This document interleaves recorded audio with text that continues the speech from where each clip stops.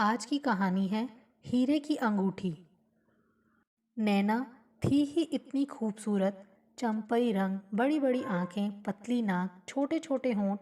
वह हंसती तो लगता जैसे चांदी की छोटी छोटी घंटियां रुनझुन करती बज उठी हों। उसके अंग अंग से उजाले से फूटते थे। राहुल और नैना दोनों शहर के बीच बहते नाले के किनारे बसी एक झुग्गी बस्ती में रहते थे। नीचे गंदा नाला बहता, ऊपर घने पेड़ों की ओट में बनी झोंपड़ी नुमा कच्चे पक्के घरों में जिंदगी पलती। बड़े शहर की चकाचौंध में पैबंद सी दिखती इस बस्ती में राहुल अपने माता पिता और छोटी बहन के साथ रहता था, और यहीं रहती थी नैना भी। राहुल के पिता रिक्शा चलाते, माँ घर घर जूठन धोती। नैना की माँ भी यही काम करती और उसके बाबा पकौड़ी की फेरी लगाते।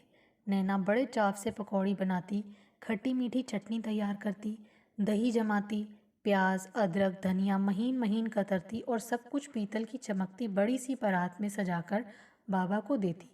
बाबा परात सर पर उठाए गली गली चक्कर काटते। दही चटनी प्याज डालकर दी गई पकौड़ी हाथों हाथ बिक जाती।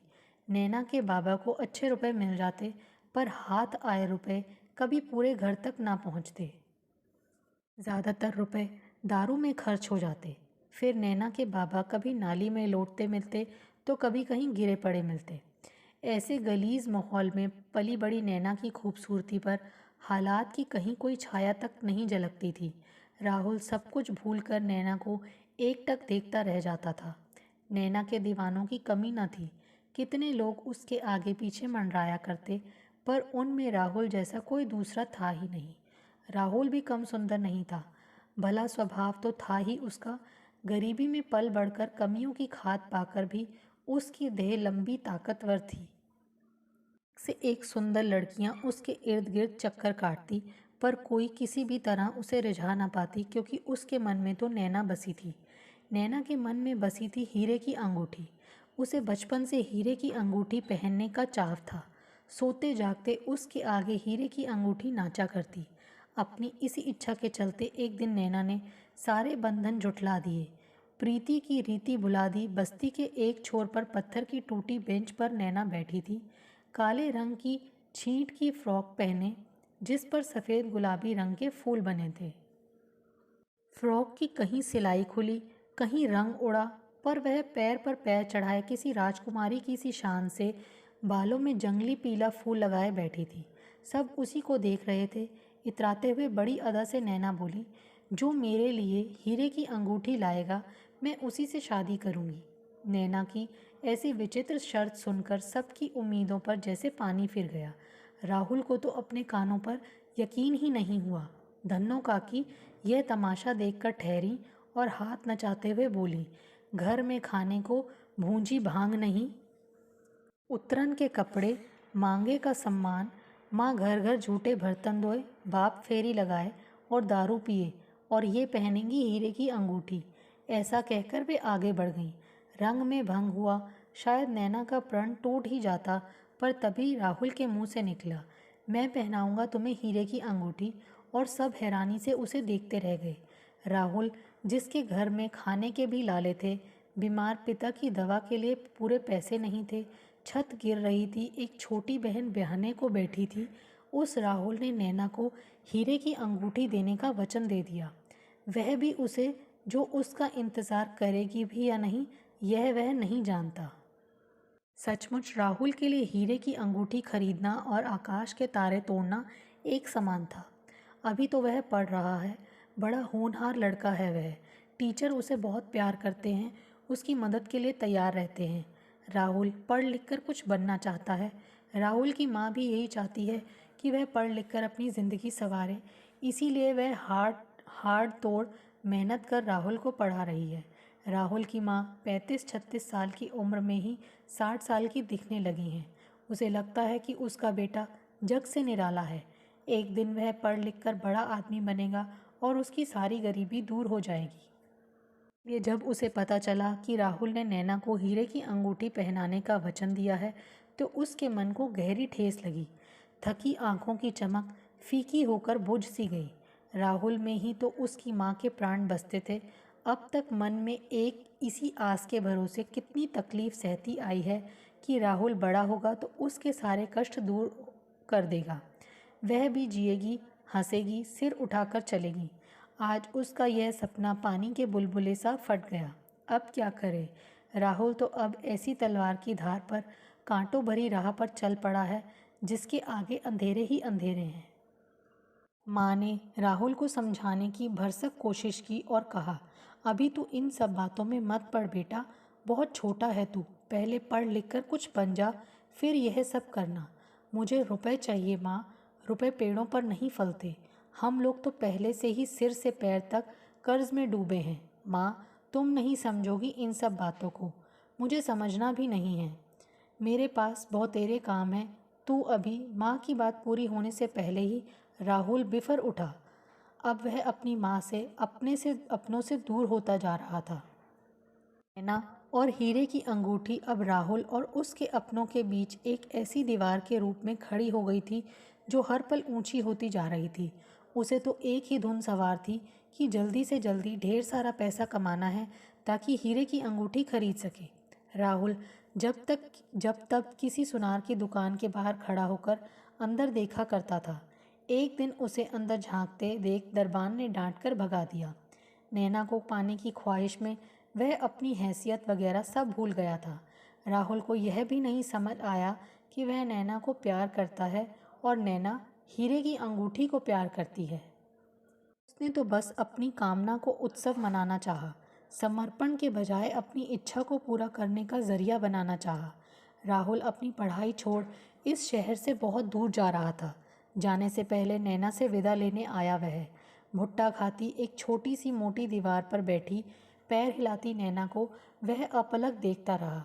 नैना से विदा लेते हुए राहुल की आंखें मानो कह रही थीं, काश तुम जान सकती, पढ़ सकती मेरा मन और देख सकती मेरे दिल के भीतर जिसमें बस तुम ही तुम हो और तुम्हारे सिवा कोई नहीं और ना होगा कभी।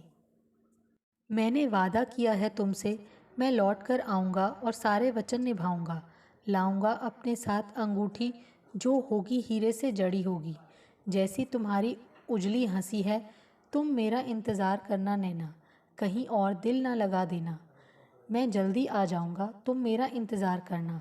राहुल अपने परिवार को छोड़ सबके सपने ताक पर रख कर हीरे की अंगूठी खरीदने के जुगाड़ में चल पड़ा। माँ पुकारती रह गई, घर की जिम्मेदारियां गुहार लगाती रहीं। सुनहरा भविष्य पलके बिछाए बैठा रह गया और राहुल सबको छोड़कर दूसरी ओर मुड़ गया। शहर आकर राहुल ने 18-18 घंटे काम किया। ईंट गारा ढोना, अखबार बांटना, पुताई करने से लेकर न जाने कैसे कैसे काम किए। वहीं उसे प्रकाश मिला था जो उसे गन्ना कटाई के लिए गांव ले गया। हाथों में छाले पड़ गए, गोरा रंग जलकर काला पड़ गया, पर रुपए हाथ में आते गए। हिम्मत बढ़ती गई। अंधेरी स्याह रातों में कहीं कोने में गूड़ी मुड़ी सा पड़ा राहुल सोते समय भी सुबह का इंतजार करता रहता। मीलों दूर रहती नैना को देखने के लिए वह छटपटाता रहता। समय का पहिया घूमता रहा। दिन, हफ्ते, महीने बीतते गए। हीरे की अंगूठी की शर्त लोग भूल गए, पर राहुल नहीं भूला। बड़ी मुश्किल से, कड़ी मेहनत से आखिरकार उसने पैसे जोड़कर अंगूठी खरीद ही ली। इस बीच कितनी बार ये पैसे निकालने की नौबत आई। माँ बीमार पड़ी, बहन की शादी तय होते होते पैसे की कमी के चलते रुक गई। वह खुद भी बीमार पड़ा। घर के कोने की छत टपकने लगी, पर उसने इन पैसों पर आंच न आने दी और आज बिना एक पल गंवाए वह हीरे की अंगूठी लेकर जब नैना की घर की ओर चला तो पैर जैसे ज़मीन पर नहीं पड़ रहे थे। राहुल शहर से लौटकर सबसे पहले अपनी माँ के गले कुछ ऐसे लिपटा मानो कह रहा हो, माँ, तेरा राहुल जीत गया। अब नैना को तुम्हारी बहू बनाने से कोई नहीं रोक सकता, क्योंकि तेरा राहुल नैना की शर्त पूरी करके ही लौटा है। माँ ने उसका ध्यान तोड़ते हुए कहा, तुम ठीक हो ना बेटा? कहाँ चले गए थे तुम इतने दिनों तक?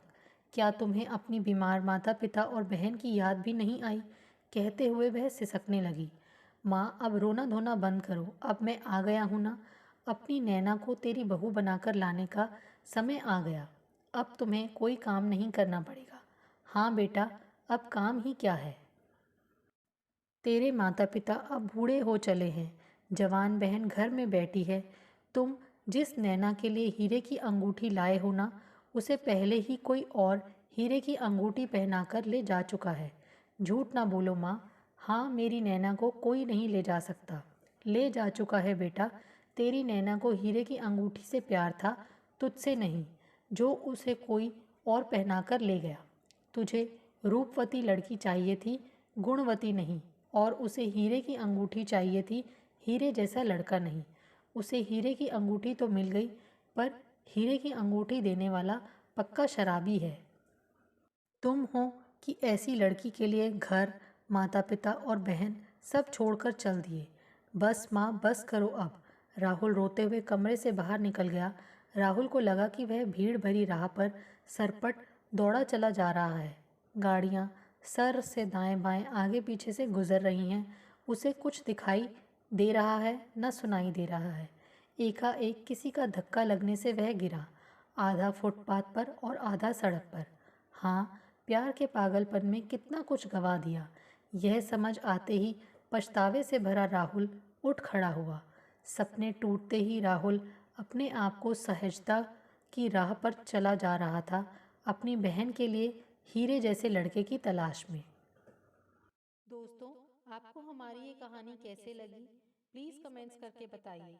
Thanks for watching this video.